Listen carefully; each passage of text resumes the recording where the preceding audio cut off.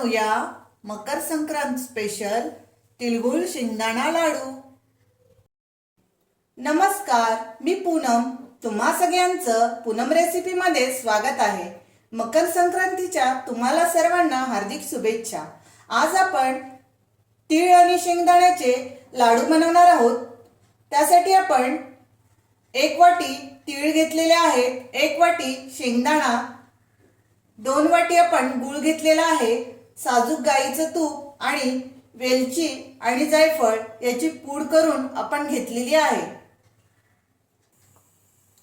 इथे आपण गॅसवर कढई ठेवलेली आहे, त्यामध्ये आपण 1 वाटी तीळ घेतलेले आहे, ते आपण भाजून घेणार आहोत।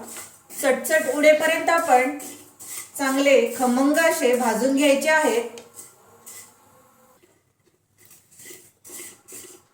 तीळ आपले बघा भाजून झालेले आहे, छान असे आपण परतून घेतलेले आहेत। आपण आता ताटात काढून घेऊ आणि शेंगदाणे आपण असेच भाजून घेऊया। इथे आपण बघा शेंगदाणेही परतून घेतलेले आहेत, मंद आचेवर आपण परतून घ्यायचे आहेत।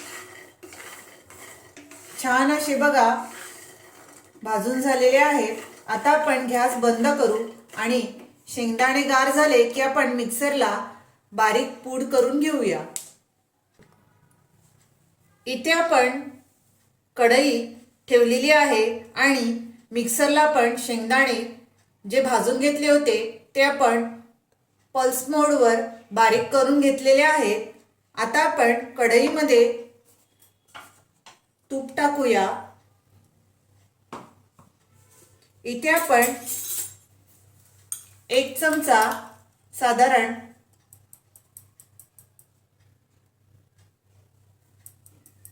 साजूक तूप टाकलेला आहे।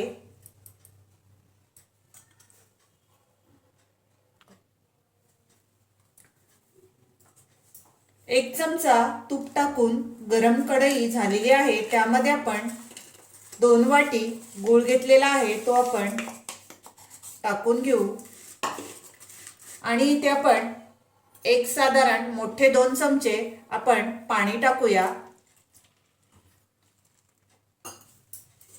आणि हे आपण एक उकळी गुळाची झाली की त्यामध्ये सर्व आपण परतून घेऊ। इथे आपण बघा एक चांगली उकळी घेतलेली आहे, त्यामध्ये आपण 1 चमचा वेलची आणि जायफळची पूड टाकूया। खूप छान असा त्यामध्ये फ्लेवर येतो जायफळ आणि वेलचीचा, तुमच्या आवडीनुसार तुम्ही टाका। मी ते साधारण 1 चमचा टाकलेला आहे। इथे बघा उकळी आलेली आहे, त्यामध्ये आपण शेंगदाणे जे बारीक करून घेतलेले आहेत ते आपण टाकून घेऊ। इथे आपण शेंगदाणे असेच साल काढलेली नाही, सालांसकट आपण मिक्सरला बारीक केलेला आहे। तुम्ही ते गरम शेंगदाणे भाजल्यानंतर सालही काढून मिक्सरला बारीक करू शकता। हे सर्व आपण परतून घेऊ। त्यामध्येच आपण 1 वाटी शेंगदाणे टाकलेत आणि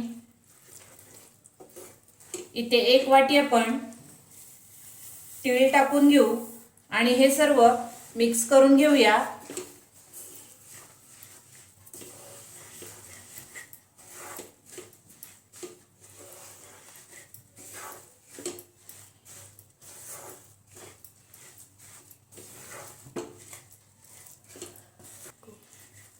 इथे आपण बघा परतून घेतलेला आहे।